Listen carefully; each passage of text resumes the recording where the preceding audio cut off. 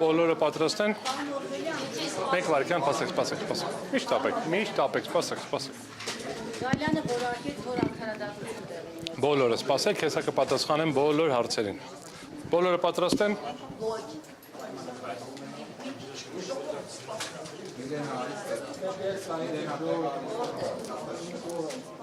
Всё, ես կանգնած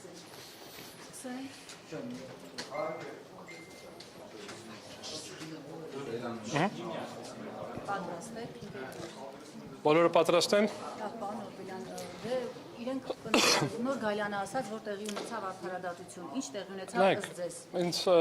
բերեք sense ասենք, հա, ես երբ որ քննարկում եի գործընկերների հետ, ասեց հույս կա, ասեցի հույս մի քիչ կա, հավատի խնդիրն է։ Համապատասխանաբար Սահմանադրական դատարանը ուներ հնարավորություն, պատմական հնարավորություն առաջին անգամ անվավեր ճանաչել ընտրությունների արդյունքները, որովհետև ինչպես ես իմ 6-րդ տևած, 5-րդ տևած դատական նիստերի ընթացքում մի քանի անգամ արձանագրել էի, որ այս բողոքարկումը որակապես տարբերվում է մնացած բողոքարկումներից։ Ոչ թե նրա պատճառով, որ մնացած բողոքարկողները վատ էին բողոքարկել, վատ էր բողոքը, բայց այս դեպքում մենք ունենք շատ ունիկալ մի իրավիճակ, երբ ըստ էության մանդատներ ստանալ կամ չստանալու հանգամանքը կախված է եղել բացառապես կենտրոնական ընտրական հանձնաժողովի կողմից ընդունված որոշմամբ։ Այսինքն եթե այդ որոշումը չէր լինում, ստանում էին մանդատները, այդ որոշումը կար, չէին ստանում մանդատները եւ համապատասխանաբար մանդատները չէին ստանում այնպիսի ցածր տարբերությամբ, որը դատական նիստի ժամանակ կենտրոնական ընտրական հանձնաժողովի աշխատակիցը ընդունեց, որ այո, իրանց համակարգը 100%-անոց ճշտությամբ չի կարող վերարտադրել, որովհետև 16000 մարդ է աշխատում, 70000 տվյալ են մուտքագրում։ Մենք ներկայացրեցինք տվյալների մշակման արդյունքում տեղի ունեցող թերությունները, որ ցանկացած տվյալների մշակման արդյունքում նմանատիպ թերություններ հանդես են գալիս, ցանկացած գործընթաց, որը ներառում է 16000 մարդ, ենթադրում է, որ որոշակի թերություններ առաջ են գալու։ Եվ համապատասխանաբար այս շեղումը այնքան էր, որ միջազգային պրակտիկայում ընդունված իօքուտ ընտրողի կոնցեպտը ենթադրում էր, որ եթե դատարանը նույնիսկ չուներ համոզմունք, որ անցել է 4%-ը թե չի անցել, ապա պետք է պաշտպաներ ընտրողների ձայնը։ Ցավոք սրտի մենք չունեցանք այն, ինչը կարող էինք ունենալ, Սահմանադրական դատարանը կարող էր վերահաստատել այդ խախտումները, որը շատ հստակ միանշանակ ցույց էր տրվել դատական գործի շրջանակներում եւ դրանով իսկ բարձրացնել վստահությունը դատական համակարգի։ Ես համոզված եմ, որ համոզիչ էր։ Բայց ինչու։ Ասում եմ, ես համոզված եմ, որ համոզիչ էր։ Ժամանակը կանցնի, որոշ ժամանակ հետո կպարզվի այլ ինչ հանգամանքներ են ազդել նմանատիպ որոշում կայացնելու վրա։ Քաղաքական սա հրահանգի հետևանքով։ Ես հիմա ավել ինֆորմացիա, ասեք ավարտեմ, ես ավել ինֆորմացիա հիմա ավել կարծիք չասեմ, բայց ակնհայտ է, որ դատական նիստի շրջանակներում ներկայացված ապացույցների նյութերի ուսումնասիրությամբ միանշանակ էր, որ պետք է կայացվեր առնվազն։ Ինչի եմ ասում առնվազն, որովհետև գործընկերները նաև թվային ճշտությամբ ցույց էին տվել, օրինակ քաղաքացիական պայմանագիր կուսակցության կողմից հիմնադրամի թույլատրելի չափից ավել ծախսերը, բայց առնվազն ԲՀԿ-ն պետք է ստանար մանդատներ։ Եվ ինչի եմ սա ասում, ժամանակը ցույց կտա, որովհետև ցանկացած այլ մաթեմատիկա միշտ էլ կարելի է փորձել ինչ-որ արգումենտ գտնել, ինչի հիմնավորել, հա, ինչ-որ տենց խելոք տեքստով հիմնավորել, որ գիտեք ինչ այս դեպքերում, ասենք, կա մի հատ դատական ակտ, հակասահմանադրականություն չեն քննարկում, չեն քննարկում, այս փուլի խնդիր չի, բայց կրկնում եմ, բոլորի աչքի առաջ է տեղի ունեցել գործընթացը, երբ որ Կենտրոնական ընտրական հանձնաժողովը տեղյակ լինելով դիտավորյալ չի կանգնացրել քվեարկությունը,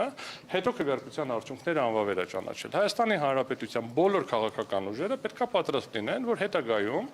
Կենտրոնական ընտրական հանձնաժողովը ցանկացած քանակի տեղամասերը ուղղակի անվավեր է ճանաչելու ինչ-որ հանգամանքներում, որովհետև միշտ էլ լինելու են խախտումներ եւ ազդելու ընտրությունների արդյունքների վրա։ Մի քայլ էլ առաջ գնանք։ Ինչի ընդամենը 2 տեղ անվավեր ճանաչել։ Իրականում ինքը մեծ ուրախությամբ 30 տեղ անվավեր կճանաչեր եւ օրինակ Հայաստան Դաշինքն չէր հաղթահարի 8%-ը։ Մի հատ պատճառ կար դրա համար, որ դա չի արել։ Ընդամենը մի պատճառ։ Սահմանադրությունը երաշխավորում է 3 ուժի անցնելը ազգային ժողով։ Եթե երաշխիքը չլներ, համոզված եղեք 20 30, 50, ինչ որ տեղամասերում, ինչ որ խախտումների արդյունքներով անվավել կճանաչվի։ Նախադեպ ամեն ինչը պարզաբանել։ ԲՀԿ-ի հաջորդ քայլերի հետ կապված գործընկերները կներկայացնեն քաղաքական թիմը ինչ է անելու, առնվազն կա որոշումը վերջնական է, ինչպես նշեցիք, իրավական գործընթացներ շարունակ, մի քանի իրավական գործընթացներ կան կքննարկենք եւ դրանց հետ կապված գործողությունները հետագա պարզ կլինի, իսկ քաղաքական դաշտում ես չեմ տիրապետում հետագա քայլերին, այսինքն գործընկերները կարող են ներկայացնել։ Դուք սա որակում եք իրավական որոշում թե քաղաքական։ Սահմանադրական դատարանի որոշումները միշտ իրավաքաղաքական են, որովհետև սահմանադրական իրավունքը ինքնին քաղաքական իրավունք է։ Բայց սահմանադրական դատարանը ընտրական վեճերով կամ ընտրությունների արդյունքներով ընդունված ակտերի վիճարկման հետ կապված վեճերով հանդես է գալիս որպես հենց դատարան, ինքն այն առաջին ատյանի դատարանը, պարզ ասած, ով պետք է քննի այդ որոշումների իրավաչափության հարցը։ Եվ միշտ էլ կա քաղաքական կոմպոնենտ, բայց սա այն դեպքն է, երբ որ շատ հստակ էր, միանշանակ էր, այսինքն մարդիկ տեսել են, բոլորի աչքի առաջ է, եւ բոլորը տեսան, որ ցավոք սրտի սահմանադրական դատարանը մասնակից եղավ կամ առնվազն չկանգնեցրեց ձայնագողությունը։ Հիմա որպես փաստաբան ես պիտի ասեմ դե դատարանի ակտը այս ակտի հետ պետք է հաշտվենք, չէ։ Մենք կարող ենք նայենք ստատիստիկան սահմանադրական դատարանի ու ինչ եղավ, մարդիկ ժամանակին վստահությունը կտրուկ ավելացել էր, բավականին մեծ քանակությամբ դիմումներ կար, հիմա դիմումները պակասել են։ Սահմանադրական դատարանը տարեկան մինչև 10 գործով պլյուս մինուս որոշումներ է կայացնում, ընդ որում տենց համեմատաբար այսպես փոքր ազդեցություն ունեցող քաղաքական տեսակետից գործերով, երբ որ մենք տեսնում ենք քաղաքական կարևոր գործեր, ապա ակնհայտ է քաղաքական ազդեցություն։ Երբ որ մենք բարձրաձայնում ենք սահմանադրական դատարանի վրա հարձակման հետևանքները, երբ որ ոչ իրավաչափ եղանակով սահմանադրության փոփոխություն տեղի ունեցավ, որի արդյունքում ըստ էության հիմա ես դասումների ամենասկզբում նշեցի Սահմանադրական դատարանի բոլոր դատավորները նշանակվել են մի քաղաքական ուժի կողմից, սա է։ Ես ամենասկզբում, երբ որ քննարկում են գործընկերների հետ ինչ ակնկալիք կա այս գործընթացից, շատ պարզ ասել եմ, որ կա նվազագույն ակնկալիք, որ բոլորին պարզ կլինի ձայնագողությունը, ինչ որոշում կընդունի սահմանադրական դատարանը եւ մնացած մարմինները կարող են ժողովուրդը գնահատել եւ պատկերացնել ինչ աստիճան են վստահում պետական սահմանադրական մարմիններին։ Սահմանադրական դատարանը չունի որևէ այլ ուժ, քան վստահությունը, որովհետև չկա սահմանադրական դատարանի հարկադիր կատարման ծառայություն, չկա սահմանադրական դատարանի որոշումների հարկադրանքի մեխանիզմ։ Սահմանադրական դատարանը որպես քաղաքական դատարան, սահմանադրական մարմինների միջև վեճեր լուծող դատարան, մարդու իրավունքների ոլորտում որոշումներ ընդունող դատարան ունի միայն մեկ ուժ, դա իր նկատման վստահությունն է ժողովրդի, երբ որ ժողովուրդը հասկանում է, եւ պետական մարմինները հասկանում են, սահմանադրական դատարանի որոշումները հիմնավորված են, վստահելի են, պատճառաբանված են։ Բայց երբ որ բոլորի աչքի առաջ, ձայնագրությունները կա, լայվը կարող են նայել, ամբողջությամբ վերացվում է պատասխանողի թեզիսները։ Պատասխանողի թեզիսները փորձում են ինչ-որ աջից, ձախից, տարբեր կողմերից մեկնաբանել, չի հաստատվում, եւ դրանից հետո կայացվում է նման որոշում, դա իմ կարծիքով խիստ խնդրահարույց է, փափուկ բառ օգտագործեմ։ Ամեն դեպքում, եթե չեմ սխալվում, երրորդյա ժամկետում որոշումը կհրապարակվի, կտեսնենք որոշման մեջ ինչ պատճառաբանություններ են գրել, բայց մինչև այդ պատճառաբանություններին անդրադառնանք, կրկին ուզում եմ արձանագրեմ, որ սահմանադրական դատարանը ոչ թե դիմող սահմանադրական դատարան վեճի կողմը, որ մտածի այդ դիմողի արգումենտները ինչով կարելի է գեղեցիկ շրջանցել, մի քիչ խելոք տեքստով շրջանցել, ինչ արգումենտ բերել որ շրջանցել, այլ պետք է հանդես գա դիմողի եւ պատասխանողի միջև արբիտրի գիծդատարանի դերում եւ լուծի կողմերի միջև։ Դե ես ներկայացրեցի նոր, դե մասեցի։ Չէ, նայեք, միջազգային եւ ցենց ասեմ, այլ իրավական գործընթացների մասով որոշում ունենալուն պես կքննարկենք վստահորդ երկ հասկանանք հետագա։ Մի վարքան ավարտեմ, հեսա այլ իրավական գործընթացների մասով կքննարկենք եւ կդիտարկենք, այս պահին ավելի դետալներ չեմ ասի, երբ որ կունենանք որոշումները, մի քանի իրավական գործընթացներ կան, որոնց իրականացնել, չիրականացնելու եւ ինչ ծավալով իրականացնելու հարցը քննարկման առարկա պետք է դառնա, բայց մի փաստ մնում է, փաստ, որ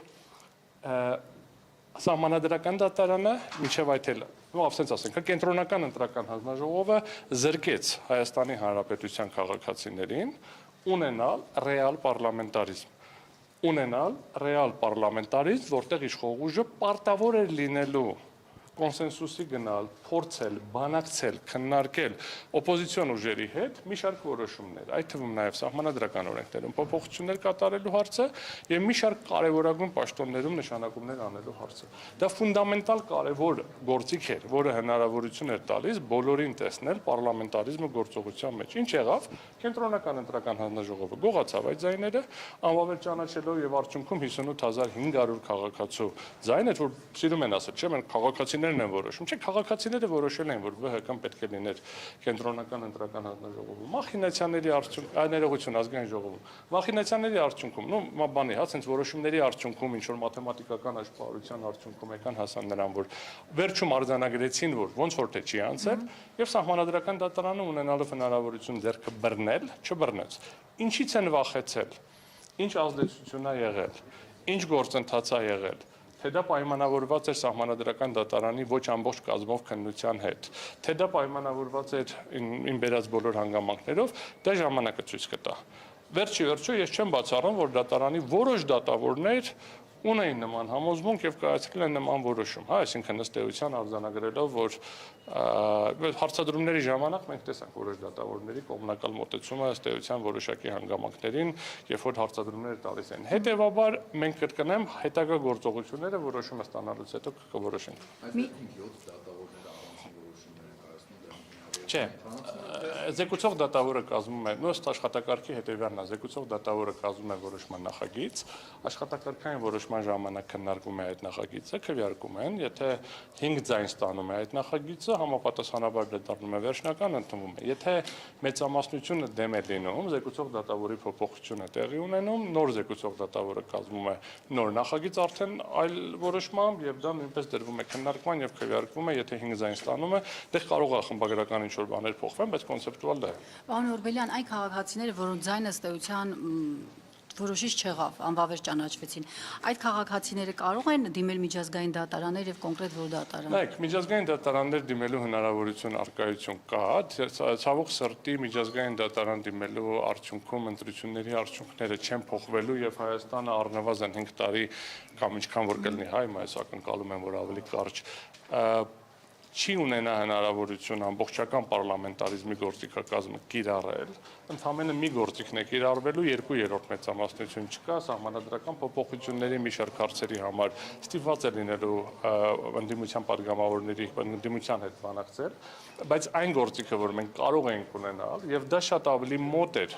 դա էր քաղաքացիների կամքը, որպեսզի ազգային ժողովում լինեին 4 ուժեր, որովհետեւ կրկնում եմ,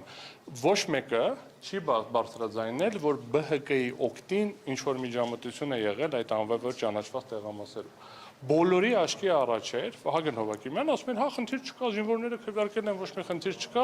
միակ խնդիր առաջացավ այն ժամանակ, երբ որ պարզ դառավ, որ թվերը ճիշտ հաշվելու դեպքում ԲՀԿ-ն ասում է։ Քաղաքացիները ինչպես կարող են իրար Հավելյալ այդ մասով մենք հավելյալ